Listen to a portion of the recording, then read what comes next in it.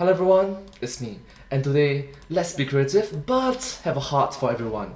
That's right, we are talking about The Purge, the movie. Let's start.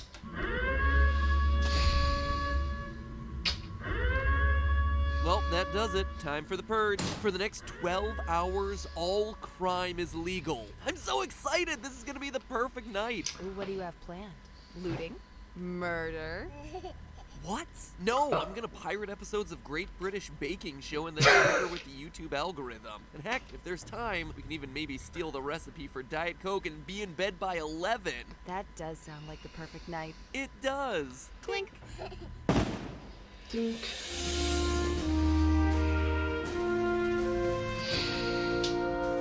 Hello, Internet. Welcome to Film Theory. Hello Internet, welcome to Film Theory. Hello.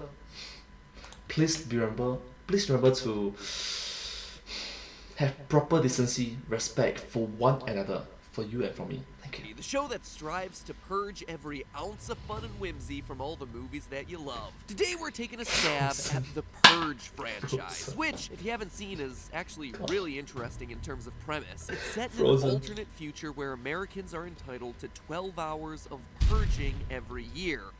Note that it's a fictional world, a movie. Starting at 7 p.m. every March 21st, all crime in the U.S. is legal, lasting until 7 a.m. the following morning. Commencing at the siren, any and all crime, including murder, will be legal for 12 continuous hours. And, as you might expect, the Purge franchise really digs in, exploring all sorts of creative crimes that people might choose to commit if there were indeed no laws for the night. Just kidding, it is just a bunch of killing. Murder, murder, murder. Sure, there's a bit of vandalism and looting sprinkled in for flavor, but come on! You're telling me that all crime is legal for 12 hours and nobody is using that opportunity to do anything interesting with it? Where's all your creativity, people? Rigged gambling, hacking, insider trading? Why are we not following the people who are trying to make themselves filthy, stinking rich? With all this focus on murder and petty looting, you're wasting such a cool premise. You have 12 hours each year to change your life, or heck, improve the lives of your family, friends, society itself, and you use it all to smash a few windows? Think big picture here, people. So that, loyal theorists, is our question today. Not how to survive the Purge, but how you win the Purge. What is the best use of that 12-hour window? Because, let's face it, what started as a pretty wacky film series is starting to feel more and more possible every day, and we need to be prepared. You know what, I'm gonna be honest, when I first embarked on this thought experiment, I assumed that developing the perfect purge strategy would be pretty darn easy. All I had to do was figure out what high-yield crimes would be safely carried out in one night, hire some hackers or whatever, and then profit. But when you actually start thinking through the logistics of this stuff, things actually get a lot more complicated. Because remember, when all crime is legal, it's legal for everyone. That becomes a two-way street. Say, for instance, you figure out a way to cheat a casino and you want to cash in. A few loaded dice or a stacked deck in your hand sounds like a fun and profitable way to spend the Purge night, right? No problem. Well, yes, big problem. For those 12 hours, not only can you cheat the casino is legally allowed to rig the game against you. And with them controlling the cards, the deck is definitely stacked against you. Here's another one. Say you want to rob a bank vault. Well, you're gonna need associates for your heist. But make sure that you trust those guys since, you know, they can always pull a dark night and just off you at the end of the evening and take the loot for themselves. It's actually something that we see in the Purge movies. Remember how well it works when criminals work with other criminals in those films? Not super great. But then again, that might be the least of your worries considering that the bank guards themselves are suddenly legally able to straight up murder you. Again, it's no rules for everyone. When developing the perfect Purge strategy, you also have to remember that the Purge is a yearly event. So you don't want to be committing a crime that's going to screw someone over and then be traced back to you, since a year from now it's going to leave a big old target on your back. Market manipulation, insider trading, identity theft, embezzlement, these can all be traced back to you because they're being done online. Committing these sorts of crimes during the Purge doesn't really offer you that much additional cover than any other day of the year. Sure, the US government might choose not to prosecute you since your crime occurred during that window of opportunity, but does that really matter when you've stolen a ton of money from presumably wealthy, well-connected, powerful people? Come next next year's Purge, you could find yourself at the receiving end of some extremely well-funded vigilante justice. Or, to demonstrate one last example of the complicating factors of the Purge, say you want to spend that time counterfeiting US currency. Or you have a bunch of counterfeit currency and you want to use it. Great! It's a plan that literally is printing money. But you spending that cash is actually going to happen outside of the Purge window. Meaning that, once again, you're a criminal. Try to deposit it in a bank? Too bad you can't. It's too late in the day, and honestly, the bank doesn't have to do it. Legally, they're not responsible for that. And even if you could do any of this, there's one other layer that we have to take into account here. Sure, national laws may be suspended, but what about international laws? US laws may turn a blind eye for 12 hours, but international laws won't. The 1929 Geneva Convention made the counterfeiting of any currency illegal in every country. So even if you didn't technically do anything illegal in the US, you'd still be breaking the law in a ton of other countries. And come 7 a.m. the next morning, the US's extradition treaties are back in effect. International money laundering, tax evasion schemes, big old nopes there too. So at this point, I feel like I should pause and offer an apology to James DeMonico, the writer, director, and producer of The Purge. Before I began researching this topic, I figured the Purge franchise was, well, I thought it was kind of dumb. Fun? Yeah, absolutely, but definitely dumb. Just mindless popcorn fodder. And all in all, it's just sad to see such brutal violence of humanity. Come on, man. Humans can be better, come on, don't do that. I'll admit it, the fact that all the Purge characters pretty much stuck to was murder just kind of felt cheap. It's like they weren't behaving like real people would in this scenario. And instead we're just doing a bunch of fun to watch crimes for no other reason that they were in a violent horror movie. It felt like lazy writing, and I was oh so ready to poke holes in the wishy-washy legalese of it all with hypotheticals like, what if you shoot someone at 6:59 but they don't die until 7:01? Will the government still prosecute you then? Or what if you're caught in possession of stolen property the day after the Purge? What then? But what I came to realize is that it's all fairly simple. None of that matters. Whether or not the government's gonna prosecute you for crimes that occur outside that 12-hour window hardly matters, because the true judgment and the true threat is ultimately coming from your fellow man. The people that you've wronged will have a chance to get even on March 21st the following year. Or there's always the international authorities who'd like to get even as well. So to truly win the Purge, we need a highly profitable crime that can be over and done with within that 12-hour window, a crime that isn't governed by international law and doesn't rely on us screwing over other people or leave us open to the reverse. Or if we are taking advantage of someone, they can't be left alive to know about it. So at this point, you're probably starting to wonder if there's any crime out there that won't get you targeted in a future Purge. And the answer is yeah, sure, there's tons of crimes that you can commit that would benefit society. Filling potholes without a permit, trespassing on a private beach to pick up trash. Ooh. These are victimless crimes, but they're not gonna make you rich. And if we're aiming for the perfect Purge, well, we need it all. But what? What is a victimless crime that could benefit society and get you rich at the same time? Victimless crime, benefit society, rich? There's a lot of things to ask for. I got no idea what I don't know. Like, generally speaking, tell me more. Theorists, I thought about this for a long time. I looked deep inside of myself for a solution, and wouldn't you know it, I found that solution there, deep within me. In fact, I found lots of solutions deep within me, literally. That's right, I'm talking organ harvesting. What Consider this, the? a legal, healthy human heart is valued at $1 million. $1 million for your heart. And that is just one organ.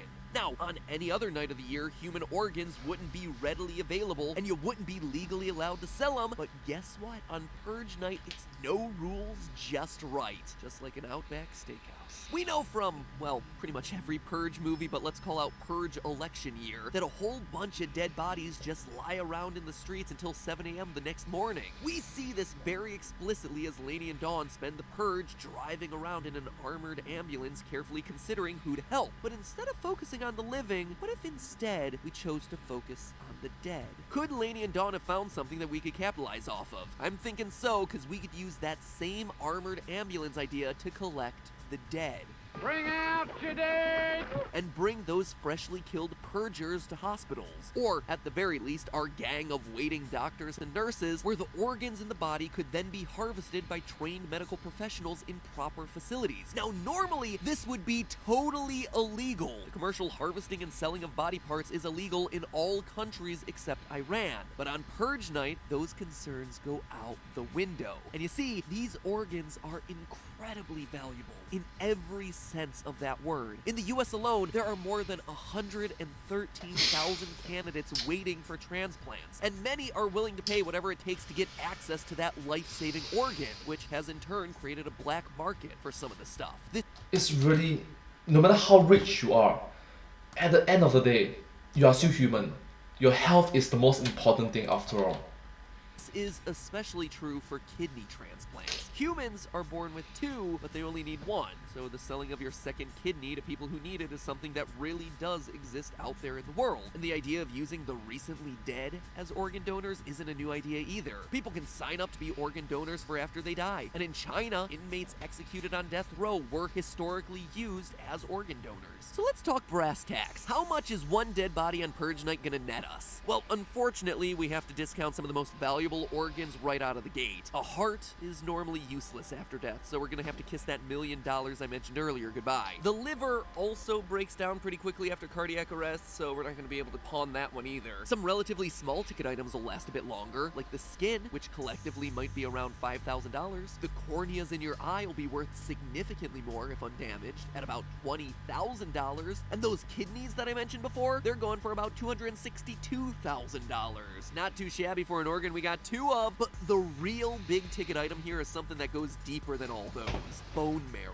Bone marrow What? is by far the most valuable substance by weight in the human body, at an incredible $23,000 per gram. Per gram! And the human body, oh boy, does it have a lot of the stuff. The average full-grown human male is walking around with about 2.6 kilograms of bone marrow in their body. That is nearly $60 million of bone marrow just sitting there in your chair right now.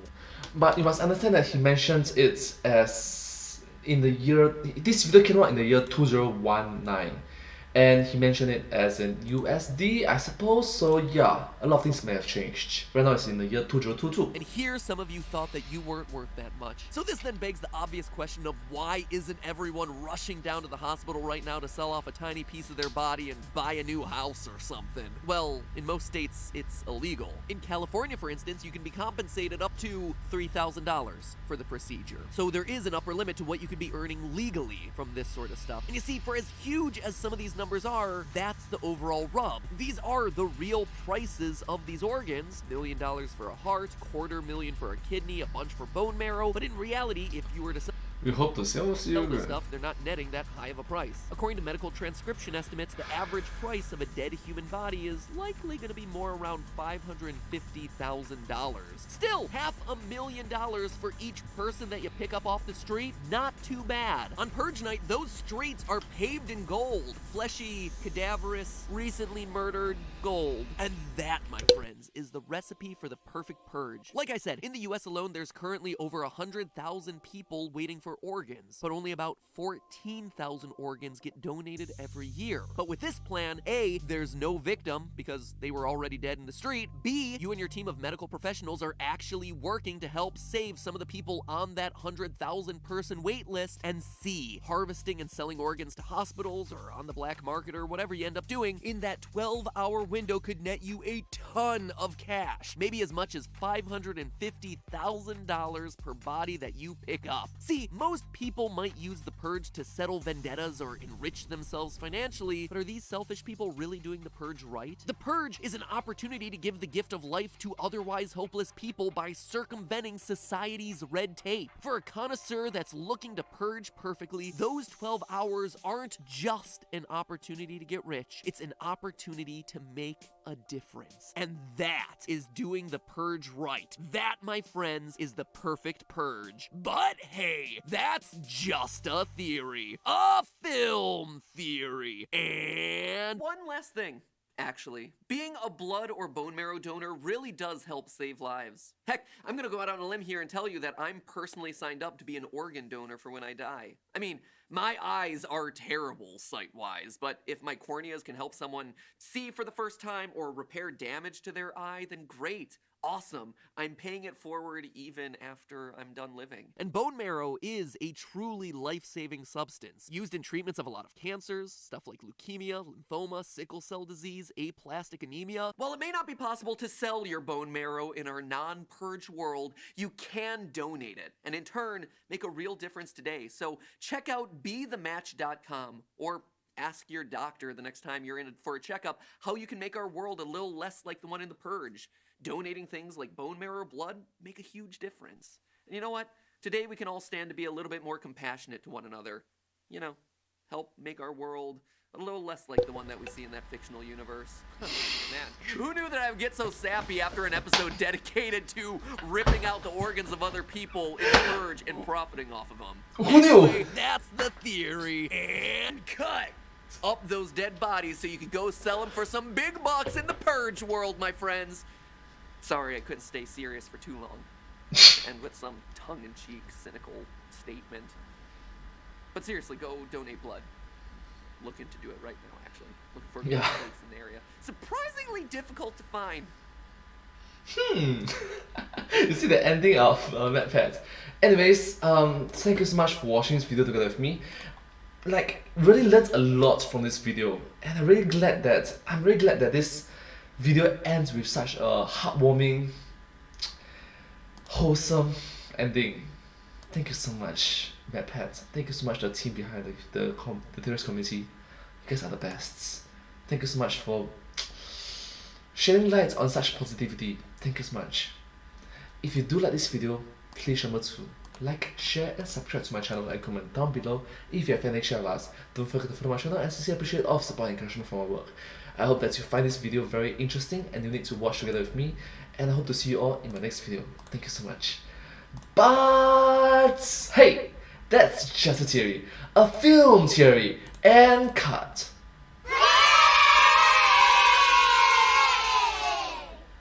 And I hope to see you all in my next video. Bye bye. Subscribe.